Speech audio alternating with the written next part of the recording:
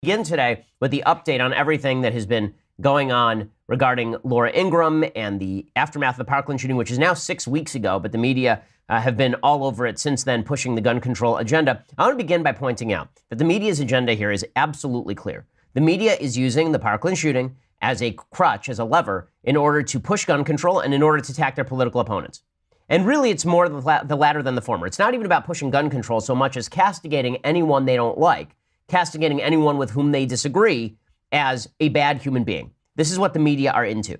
The media want to make it seem like if you disagree with them on gun control, this makes you a bad person. They're actually not that interested in gun control legislation actually getting passed. Because if they were, they would stop browbeating people like Marco Rubio, senator from Florida, who's been working with Bill Nelson, a Democrat senator from Florida, to push legislation. They would stop ripping on Republicans as uncaring, unfeeling monsters with blood on their hands. The media are interested in one thing and one thing only in the aftermath of Parkland, and that is pushing the gun control narrative specifically so they can push their more important primary narrative. The gun control narrative is secondary. The primary narrative is that you are a bad person if you like guns. You're a bad person if you're pro-Second Amendment. Okay, this is their agenda. How can you tell this is their agenda? Because even other left-wing agenda points go by the wayside if it doesn't serve the primary agenda. So here's what I mean by that. There's a whole group of students over at Parkland who are even further left than the group of students you've seen on TV, the Emma Gonzalez's and the David Hoggs and the Cameron Kaskis. There's a whole group of students that are even more to the left, but you never see them on TV. Why don't you see those left-wing students on TV? After all, the media is full of leftists. The answer is because these students are not serving the left-wing agenda of pushing gun control, and therefore they are not pushing the broader left-wing agenda of making those of us who are anti-gun control look like bad people. So here are some of the kids who have been talking but not being heard. There's some black students over at Stoneman Douglas who are being completely ignored by the media. You've never seen any of these folks on TV. You've never heard of any of these people. But here they were, and the agenda they're pushing is that they don't want more school safety officers in school because they're afraid that that's going to lead to more arrests of black kids. So here's them talking about this. The Black Lives Matter movement has been addressing this topic since the murder of Trayvon Martin in 2012. Yet we have never seen this kind of support for our cause, and we surely do not feel that the lives or voices of minorities are valued as much as those of our white counterparts. I am here today with my classmates because we have been sorely underrepresented and in some cases misrepresented. Dr. Rosalind Osgood is a school board member in Broward County. She helped these students organize and helped them get the media's attention. And let's find means and modes of making their voice available so that they can be heard. Okay, so we can stop it there, but these people were not heard, right? You're not hearing from any of these students, right? This appears maybe a little bit in local media, maybe for a brief second in national media, and then it goes away. Why? Wouldn't this be the intersectional moment? Wouldn't this be the intersectional talking point? Remember, the left's ideology is intersectional. They believe that you can judge someone's opinion and the value of their opinion simply by looking at the group identity, simply by looking at the group to which they belong. So these are black students. That means that their opinions should be held in higher esteem than the white students like David Hogg, right? Otherwise, you're just exacerbating white privilege. But the media aren't focusing on these black students. Why aren't they focusing on these black students? Because these black students do not serve their agenda. If these black students were out there front and center calling for gun control and suggesting that everyone who didn't like gun control is a bad person, the media would have them on every single day. So this is why when people say they are intersectional leftists, what they really mean is they are leftists first and intersectional second. Intersectionality, that identity politics philosophy, that philosophy that we can judge you as an individual by your group identity and your viewpoints value by your group identity, that's only important to the left when it serves the purpose of the left. Right? Clarence Thomas isn't a legit black man, according to the left, because his intersectional experiences as a black man don't count because he doesn't agree with the left. Well, the same thing is true of these students. They're not forwarding the left's hardcore agenda, and that means that their black skin no longer counts in the intersectional hierarchy because they're just not that important.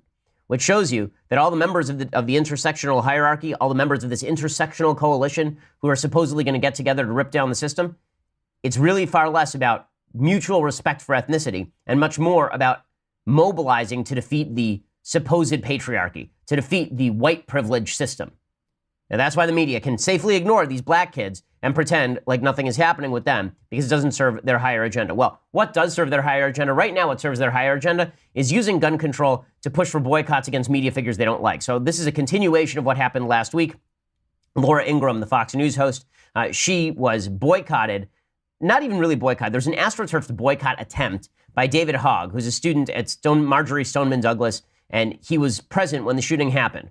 And he's obviously been put all over the media. You've seen him saying really vile things about people he disagrees with, saying they have blood on their hands, saying that Marco Rubio's a murderer who basically took $1.05 from the NRA for every Florida student and all the rest. Well, David Hogg, he was interviewed by TMZ after visiting some colleges, and he was asked how the college admission stuff was going. And he said, well, to be honest with you, it ain't gone that great. There are 4 colleges that didn't let me in, and I understand there are a lot of people who can fill those slots. But if the colleges want to help us out, they can help us out. And if they don't want to help us out, they don't want to help us out. Well, this prompted Laura Ingraham to tweet out that he was whining about his college admissions. Was that ill-advised? Yes. Is it something I would have recommended saying? No. Do I think that we should attack the perspectives that are wrong? Yes. Do I think we should attack the people expressing those perspectives? Not really. But Laura says all of this. And then Hogg's response is not, well, Laura, that was kind of a jerky thing to say. His response is directly from the Media Matters playbook.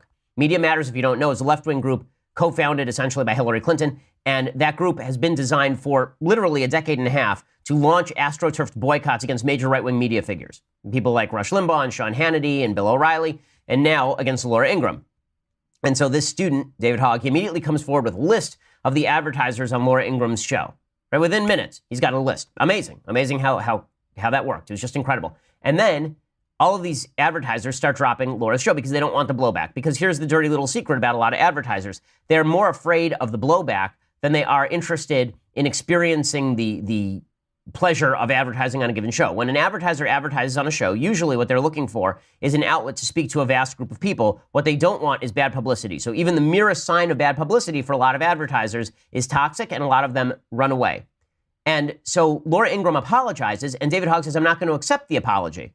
I'm still going to push forward with the boycott. And the media are giddy over this because finally they have a kid that they can stand behind.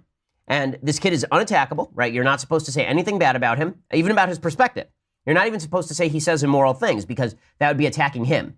And this is according to the folks in the media. Right? Brian Stelter on CNN said he does not ask people like David Hogg questions when they say things that are absolutely unacceptable because that would be somehow impugning their dignity or honor.